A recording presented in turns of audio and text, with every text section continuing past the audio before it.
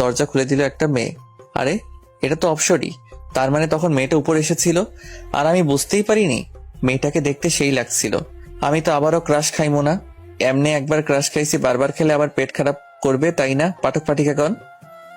Hello, আমি রবিউল। আমি রিয়া। কি চাই? আমার কিছুই চাই না। আপনাদের মনে হয় এটা চাই? আম্মু এদিকে আসো তো, আন্টি কি যেন পাঠিয়েছে। আসসালামু আলাইকুম আন্টি। ওয়ালাইকুম আসসালাম। কে তুমি বাবা? আমি রবিউল। ও আচ্ছা, বাবা ভিতরে এসো। ভিতরে গিয়ে তাদের সাথে অনেকক্ষণ গল্প করলাম। জানতে পারলাম মেয়েটা আমার 1 বছরের সিনিয়র। শুনেই মনটা খারাপ হয়ে গেল। আমাদের কলেজেই নাকি পড়ে। আন্টি বলল কাল থেকে রিয়াকে সাথে নিয়ে কলেজে যেতে। মেয়েটা মিশুক টাইপের। কিছুক্ষণের মধ্যে ওর সাথে অনেক ফ্রি হয়ে গেলাম। আন্টি এখন আমি আসি। খেয়ে যাও। না আন্টি, অন্যদিন খাবো বলে চলে আসলাম বাসায়। এসে খাওয়া দাওয়া করে শুয়ে পড়লাম। পরদিন সকালে আন্টি রবিউল কোথায়? দেখ গিয়ে ঘুম বাবুর, এখনো ঘুমই শেষ হয়নি। কি এখনো ঘুমাচ্ছে? তাহলে কলেজে যাবে কখন? কি জানি। রিয়া এসে আমাকে ডাকতে লাগলো। রবিউল, আয় রবিউল। যাও তো আম্মু, তোমার বৌমা আমাকে কিস করতে আসতেছে, এখন বিরক্ত করো না। তাই? এই সময় বৃষ্টি হলে কেমন হবে? তাহলে খুব রোমান্টিক মুহূর্ত হবে এটা। আকাশের দিকে তাকিয়ে দেখ, বৃষ্টি আসবে মনে হয়। আরে তাই তো, এখনই তো বৃষ্টি আসবে মনে হয়। বলতে বলতে আমার শরীরে 1 বালতি জল এসে পড়লো। আমি লাফ দিয়ে উঠে বসলাম। খুব রোমান্টিক, তাই না? তুমি এখানে? হুম। এটা কিন্তু তুমি একদম ঠিক করনি। ঠিক কি ভুল সেটা পরে হবে। তোমার হাতে 5 মিনিট সময়, রেডি হও, কলেজে যাব। তা না হলে তোমার খবর আছে। তাড়াহুড়ো করে রেডি হলাম, 10 মিনিট লাগলো। দেরি হয়েছে এর জন্য আজকে নাকি তাকে ফুচকা খাওয়াতে হবে। অনেকদিন পর আজকে কলেজে যাচ্ছি। কিছুক্ষণ পর কলেজে পৌঁছে গেলাম। রিয়া ওর ক্লাসে চলে গেল আর আমি আমার ক্লাসে গিয়ে দেখি রাহাত বসে আছে। আমি ওর পাশে গিয়ে বসলাম। কি রে, তুই কলেজে আসতে পারলি? কেন, আমি কলেজে আসতে পারি না নাকি?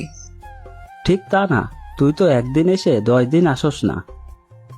তোরে কইছে, আমি তো এইমাত্র 6 দিন পরে আসলাম। 6 দিন তোর কাছে মাত্র হলো? হ। তারপর আমি আর রাহাত কথা বলতে লাগলাম। কিছুক্ষণ পর স্যার আসলো আর ক্লাস নিতে লাগলো। একে একে সবগুলো ক্লাস করলাম। তারপর আমি আর রিয়া বাসায় চলে আসলাম। তারপর ফ্রেশ হয়ে খাওয়া দাওয়া করে দিলাম এক ঘুমে রাত হয়ে গেছে বুঝতে পারিনি। আম্মুর ডাকে ঘুম ভাঙে। তারপর ফ্রেশ হয়ে নিলাম।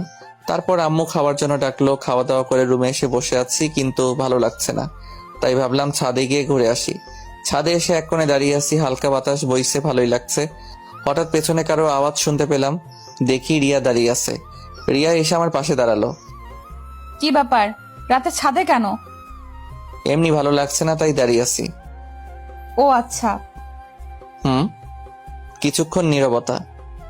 তো প্রেম করো কয়টা? আই এম ইনোসেন্ট বয়, আমি প্রেম টেম করি না। আইসে আমার ইনোসেন্ট বয়। তুমি কেমন ভদ্র তা জানা হয়ে গেছে একদিনেই। শয়তান একটা। না, আমি শয়তান না তো। তো মই শয়তানের হাড্ডি, হি হি হি। তারপর আমরা আড্ডা দিচ্ছিলাম। আড্ডা দিতে দিতে অনেক রাত হয়ে গেছে, তাই রুমে এসে ঘুমিয়ে গেলাম। এভাবে দিন চলতে থাকলে একদিনে রিয়ার সাথে ভালো সম্পর্ক হয়ে গেল। একদিন সকালে ঘুমিয়ে আসি, তখন রিয়া এসে জোর করে তুলে দিল। ফ্রেশ হয়ে নিচে আসতে বলল কলেজে যাবে, কিন্তু আমার আজ কলেজে যাওয়ার কোনো মুড নাই। তবু ফ্রেশ হয়ে রেডি হয়ে কলেজের উদ্দেশ্যে বের হলাম। কিছুক্ষণ যাওয়ার পর রিয়াকে বললাম, চলো আজ কোথাও ঘুরে আসি। কোথায়? চলো আজকে পার্কে যাই। সত্যি? চলো। মনে মনে স্থির করলাম আজকে আর কলেজে যাব না। অনেক ঘোরাঘুরি করলাম। মেয়েটা মনে হয় আমাকে পছন্দ করে ফেলেছে, না হলে আমার হাত ধরে ঘুরবে কেন? একসাথে ফুচকা খেলাম, আইসক্রিম খেলাম। এইবার মনে হয় সিনিয়রের সাথে প্রেমটা হয়েই যাবে। সুন্দর মেয়েরা বেশি দিন ওয়েট করে না।